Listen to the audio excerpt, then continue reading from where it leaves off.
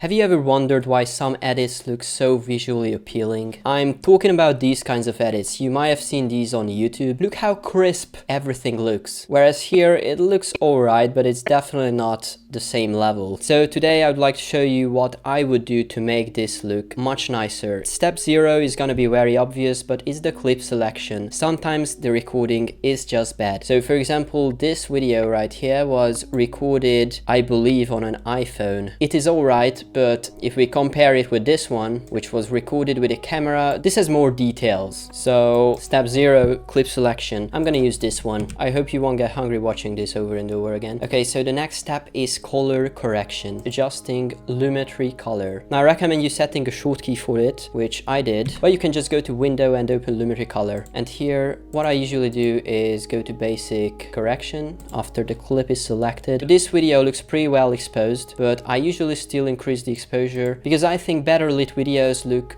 nicer. So I increase the exposure by 1. I usually don't touch contrast. You can increase the highlights a little bit. You can decrease the shadows. It's very self-explanatory. And then another thing I do is just slightly increase the saturation. And one last thing I would adjust is the temperature. Sometimes when clips are recorded in a building, they look very yellowish, and then I would decrease the temperature. But here we can like do a little adjustment, but it's not necessary. By the way, I forgot to make a backup of this clip, so we can compare the results at the end. Okay, let's move on with some effects we can apply. There's this sharpen effect in Premiere Pro and also unsharp mask. So these are the two I would use. So we can increase sharpness. You can see what it does to the clip, but I don't think it's very necessary as of now. I'm not gonna use that right now. And unsharp mask, now this is something you'd need to experiment with. You can see what it does to the clip.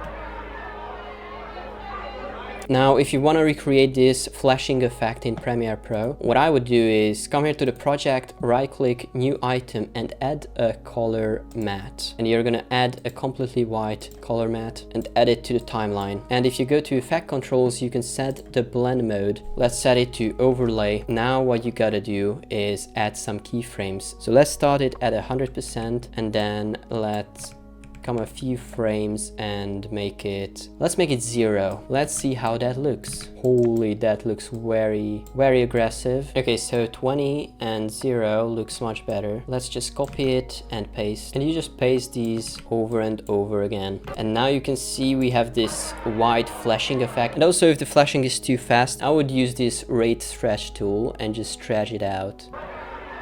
You can see it's now slower.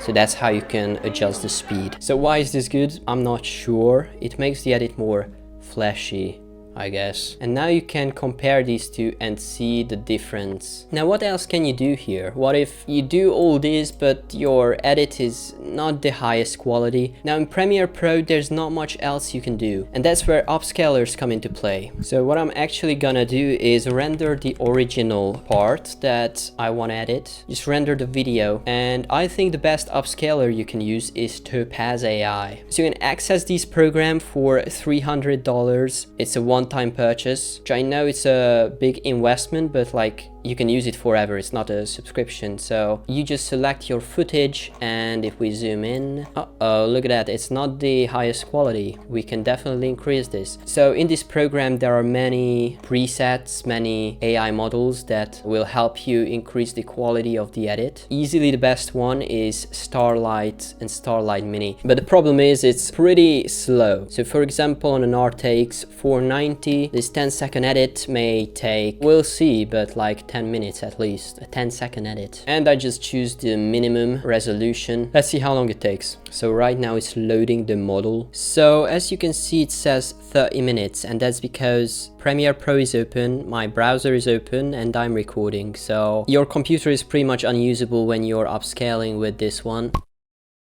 Alright, 41 minutes elapsed. You can see the problem here. But if you take a look at the difference, you can see how much crisper this is. Look at every single detail. So as you can see, it looks very nice, but it's not very optimal to wait 40 minutes. So what I usually use is Proteus, which will upscale it to 4K resolution. A recover detail 90. So these are my settings, and there's an option called frame interpolation. So if your clip is not 60 FPS, then it will add new frames in between frames, so your edit will look smoother. So this one was rendered in 60 FPS, but you can see if I go through the frames, every second frame is the same. So it's likely 30 FPS or lower. So let's choose frame interpolation. Let's choose 60 FPS. We have duplicate frames, as you can see, and you just select replace duplicate frames, and this one I usually just slide it up to like 80. So let's see how long it takes with frame interpolation and 4K upscaling. And by the way, I'm upscaling the previously upscaled video, and you can see it will only take 2 minutes. So there won't be much of a difference. This one is already upscaled, but this one is going to be 4K, and if we go frame by frame, you can see the right one has more frames. You see this frame that did not exist here.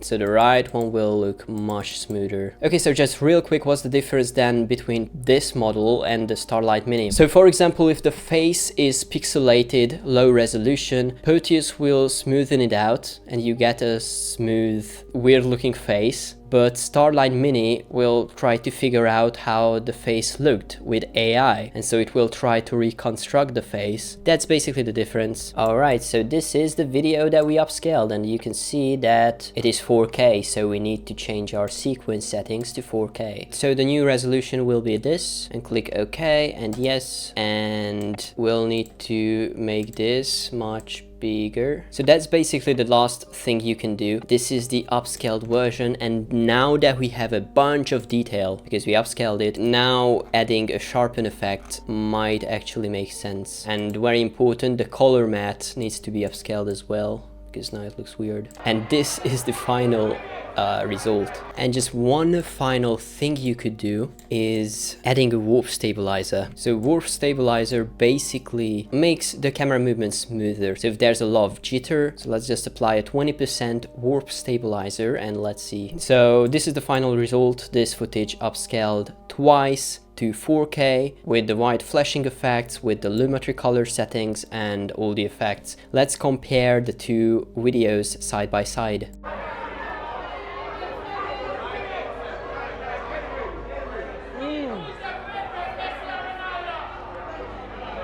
The chicken one good.